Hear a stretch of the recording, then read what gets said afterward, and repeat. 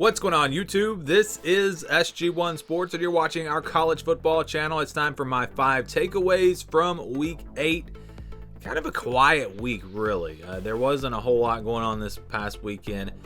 There were some good games. There were, a few upsets, but overall, it's just not what we got in Week 7. I think we got spoiled with Week 7. That was just a great weekend of college football. And I think the next 2 weekends are going to be good. But yeah, let's go to Week 8 now. My takeaways, starting with number 1, Clemson.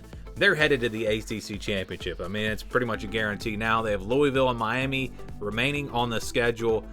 But they do play Notre Dame, and they do play South Carolina in the non-conference. So I'm really intrigued by those matchups. Can Clemson stay undefeated? They're going to be favored in every game that they play. If they do go undefeated, they're going to make the college football playoff. I think that's a guarantee.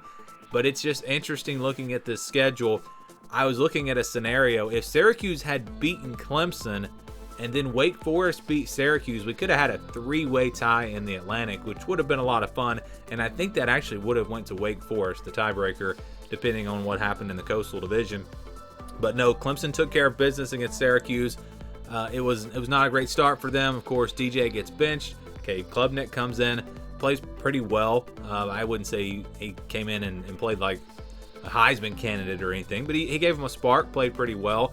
I know after the game, Dabo did say that DJ Uiagalelei is the guy. He will be their starting quarterback moving forward. He just needs to play better. But the turnovers really hurt Clemson in this game. They look like the better team. Turnovers were the difference early on. That's why Syracuse had the lead. But you got to give Clemson a lot of credit for coming back in this game. Finding a way to get it done and beat a good Syracuse team. Syracuse is a good football team. I think they proved that in this game. But Clemson headed to the ACC Championship, probably headed to the college football playoff unless they trip up somewhere. Let's go to number 2. My number 2 takeaway, LSU could win the SEC West. How crazy is that? A few weeks ago, I don't think anyone would have been saying that. You look at the game coming up against Alabama. Huge game coming up for them. If they can win that game, they're going to be in first place in the SEC West. They've got some other games, Arkansas, Texas A&M. They could trip up somewhere else. But if they take care of business in those other games and they beat Alabama, LSU is going to go to the SEC Championship. Alabama, we'll talk about in just a second, but LSU is a really good matchup. They have a good matchup against Alabama because they have a dual threat quarterback, and we know that gives Alabama defenses trouble. Can they stretch the ball down the field? Well, they've got the receivers to do it. They've got the receivers. You look at Tennessee and what they were able to do. I haven't really seen that out of this LSU passing attack, that vertical threat down the field. But if they can bring that out against Alabama with a dual threat quarterback, a defense that can get after the quarterback, LSU has a lot of pieces there. Plus, they're playing in Death Valley. It will probably be a night game, because I think Tennessee, Georgia will be the CBS game. So yes, LSU, it's just crazy to me that they could win the West if they can beat Alabama. Even if they lose another game, that's going to be 2 conference losses. Well, Alabama will then have 2 conference losses. And then you go to Ole Miss. If they lose to, let's say, Alabama, they'd have 2 conference losses. LSU would have the tiebreaker, though, if they beat both of those teams. So they are in the driver's seat if they can beat Alabama. That's a big if, because I think we learned in Week 8 that Alabama is still Alabama. The defense showed up against Mississippi State, showed that they still have an elite defense. They just had a bad game against Tennessee. Had a bunch of penalties. We all know what happened in that game. But if you watch this game against Mississippi State, you see that Alabama still has it. They still have it on defense. I'll tell you one thing. If you're going to play Alabama on the defensive side of the ball, you need to blitz, and you need to blitz a lot, because Mississippi State in that first half just sat back and rushed like 3 guys, and Bryce Young just picked them apart. He just kind of waited around back there until somebody came open. You're not going to beat Alabama like that. So going back to LSU, getting pressure on Bryce Young is going to be a big, big key in that game, because if you don't do that, you're not going to stop him. Again, he will just pick apart these secondaries if he has time. So, that is something that I took away from this game. That if you don't blitz Alabama, you're not going to stop them. Mississippi State did a better job in the second half. And also, this Alabama defense, they're still really, really good. I know they got burned a lot against Tennessee, And that's maybe something else at LSU, like I talked about. They're going to have to go down the field. Mississippi State tried to dink and dunk and throw short passes and run the ball a lot, and it got them down the field. They were able to move the ball and control the clock. I thought it was a good strategy, but I guess I was wrong, because if you get down in the red zone, that's when Alabama's defense is even better. So you're going to have to take some deep shots. And so that's kind of a big takeaway for me. It's 2 and 3 are combined, that LSU and Alabama are on this collision course, and it's going to be a big game. It is going to be a big game. We thought that was maybe not going to be such a big game. Now it's looking like a huge game, and I think that's something that we learned in Week 8. Number 4, TCU is still in the driver's seat in the Big 12, or they are in the driver's seat now for sure. They're undefeated. They have no losses. And they've already played Oklahoma. They've already played Oklahoma State. They've already played Kansas State. This team is, they've already gotten past the worst of their schedule. They'll have some tough games. Now, the Big 12 is a good conference.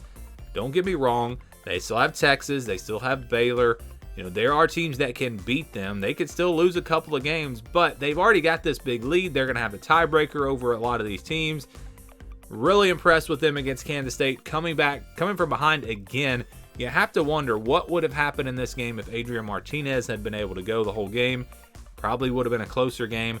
Kansas State, originally when he went out, though, at first, Will Howard came in there and actually played pretty well, but TCU made the adjustments. The defense clamped down in the second half. Max Duggan, again, started off slow, just like against Oklahoma State, but he played much better as the game progressed. That's something that they're going to have to be careful on, because you get behind against a team like, say, Texas, and Texas stays aggressive on offense. You can't count on the defense to stop them. There could be a game like that where TCU starts slow and it does cost them. But as far as the Big 12 race, they are absolutely in the driver's seat now. And I would be surprised if they did not make it to the Big 12 championship. Number 5, Oregon is a playoff contender, and I think they have proven that. We could see this building in the last several weeks. They've just been getting better and better and better. They go up against a good UCLA team. UCLA is no fluke. UCLA is a good football team. They were undefeated. They already had a win over Utah. This is, a good UCLA team, but Oregon went out and dominated this game. This is the best team in the Pac-12. I've been saying that for the last several weeks. I still stand by that. I still believe this team will win the Pac-12. They've got some games, Utah coming up. Oregon State will, of course, be tough. It's a rivalry game. It's always a good one. So there are some opportunities for them to trip up. But if they can take care of business, this Oregon team can win out. And if they're sitting there at 12-1, their only loss coming to maybe the number 1 team in the country in Week 1, Oregon's going to be in that conversation. I think the problem for them is the fact that they were not competitive in that game. And I think the committee may look at that and say, you had a chance against one of these top teams and you didn't even come close. And that could hurt them for sure. But they at least will be in that conversation. I believe they are a playoff contender. I still think USC is a playoff contender as well. I think those teams are probably going to wind up in the Pac-12 championship, maybe both with one loss, in a game that could put a team out of the Pac-12 in the college football playoff, depending on what happens around the rest of the country. But the defense for Oregon played really well in this game. Bo Nix continues to get better. You see what he can do when he's got a good offensive line. I never really had that at Auburn, but Oregon has a great offensive line, and Bo Nix has just been playing spectacularly. Just a very nice performance from him and this whole team. Very impressed with Oregon. This is going to be a dangerous team coming down the stretch. I didn't really have anything for the Big Ten. I didn't have a graphic for them. A couple of things from the Big Ten. Penn State really bounced back well, dominating against Minnesota. Purdue got upset by Wisconsin, which now puts Illinois in the driver's seat. I thought Purdue was actually in the driver's seat because of their schedule. Now Illinois in great shape to win the Big Ten West. And with Ohio State, what a weird game. I mean, did we really learn anything about Ohio State? I'll talk about them more on my top 25 video.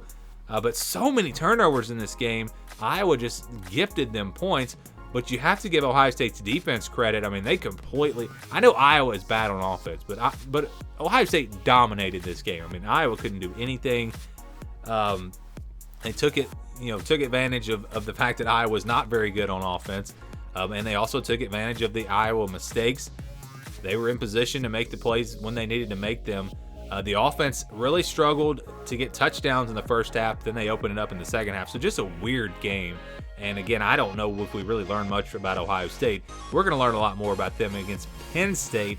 And that is the big game coming up this next weekend. Can't wait to see what happens in that one. My takeaways here. What were your takeaways from Week 8? Let me know down in the comments below. Thank you for watching this video, and stay tuned for more here on the SG1 Sports College Football Channel.